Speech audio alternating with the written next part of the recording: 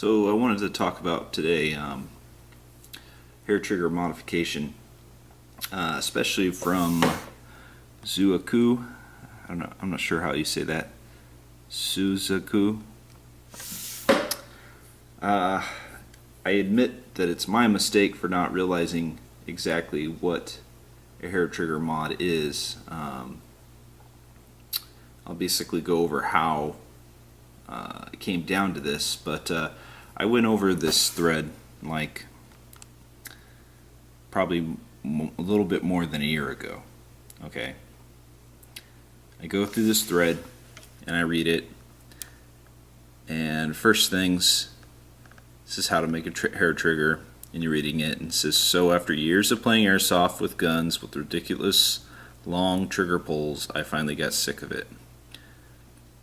I've always been a fan of competition shooting and thought, wouldn't it be cool if an airsoft gun had a competition trigger feel? It's kind of hard to see from back here. So basically, the one thing I didn't know is what a competition trigger feels like, because I've never shot a real gun with a hair trigger or competition trigger feel. So basically, the only thing that I'm getting from this when I read this thread is how the modification is done on this thread. So, but he says he doesn't like the ridiculous long trigger pulls. Okay, so what I take from that is, he wants a short tap trigger pull, which can be done simply making your AEG cycle quickly, the connection come faster. Here it doesn't say, does my trigger stop sooner, so I just tap like this as a user. So next thing going down, when I saw this video again, it was that long time ago.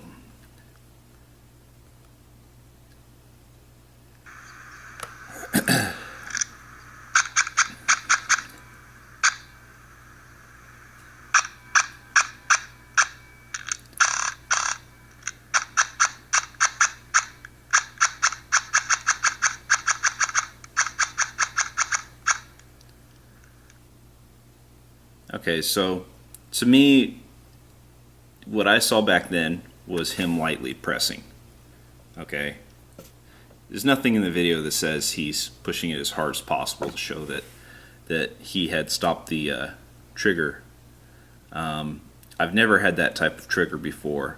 I've had similar ones, but the set screws in a total different place, and it doesn't lock the trigger down like that. So when you continue down here, you see all this modification, and nowhere in the modification does he say that he made his trigger stop purposely. So the reason I think he never really talked about it is because of this trigger right here. And if you look really close, I didn't know that this was there, because I obviously, just when you look at this picture, I don't obviously really see it. I'm a person that when I look at a picture, I look like this, and unless it's very noticeable right away, I'm not going to notice it. But my triggers have the set screws up here. This one has it under here.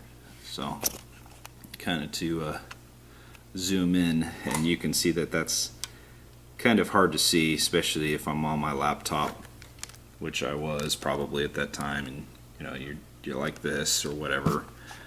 Maybe it just sounds like excuses, but really I didn't see that. I mean, that's the honest to God thing. He didn't talk about modifying his trigger that way, and thankfully having that. So for me, I'm just assuming that he was taking his gun and just lightly pressing like this, because somebody can train themselves to do that back then. But anyways, to go on about this, it's my mistake, and Maekiii, it's hard for me to pronounce names, I'm sorry, thankfully pointed that out, and I appreciate that, because I'd rather have it pointed out, and especially because I didn't see it in that picture. So whose fault is it? I guess ultimately it's mine for not noticing. Somewhat maybe the person's fault for not posting in the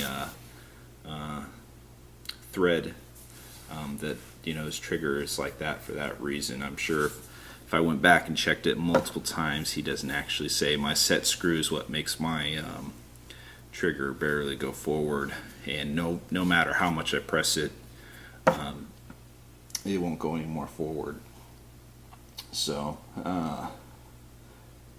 that's pretty much what I found out yesterday. And if you're doing something wrong, you'd rather want to know that you're doing something wrong. But basically, most of the guns that I've done this modification to, the only thing that in some cases I left out was this type of modification. Simply because I thought to me it was just optional.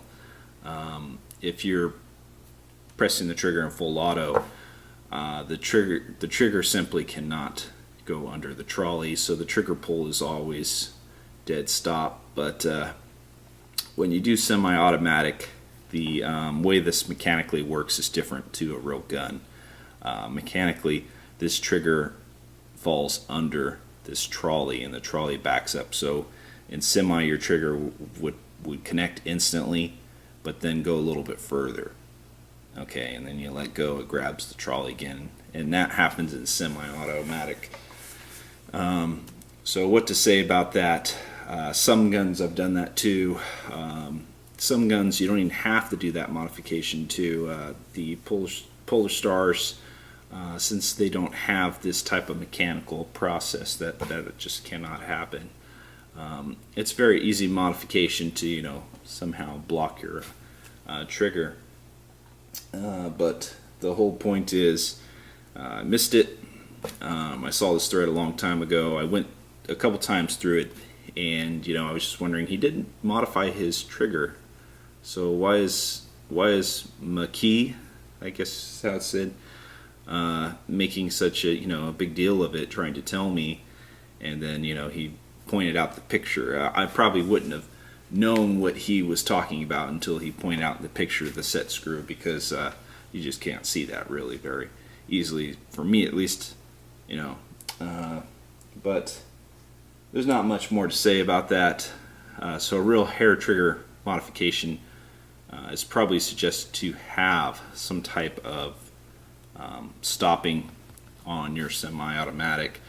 And since this guy didn't really clarify that, I'm sure probably some other people have maybe done the same thing. Who knows?